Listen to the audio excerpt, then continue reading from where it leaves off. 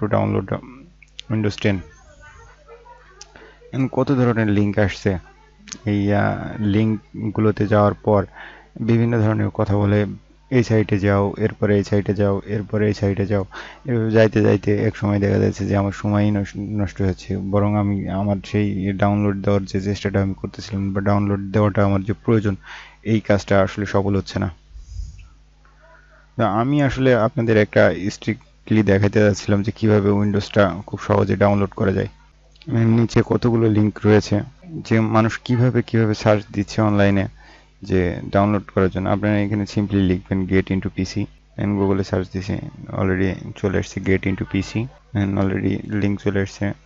লিঙ্কে ক্লিক করুন, gate into পিসিতে আমি ওয়েবসাইটে আমি চলে আসলাম। এই ওয়েবসাইটে আসলে খুব সুন্দর কাজ করে। এখান থেকে খুব সহজেই আপনি আপনার যে কোনো ধরনের সফটওয়্যার এখান থেকে ডাউনলোড দিতে পারবেন। এখানে সব ধরনের সফটওয়্যার ফাইল থাকে।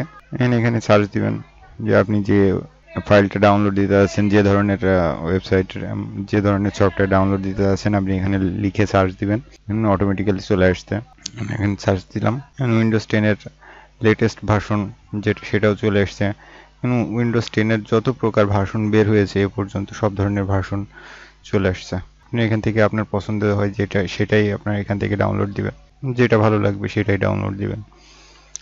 ডাউনলোড দেওয়ার প্রসেসটাও খুব সহজ।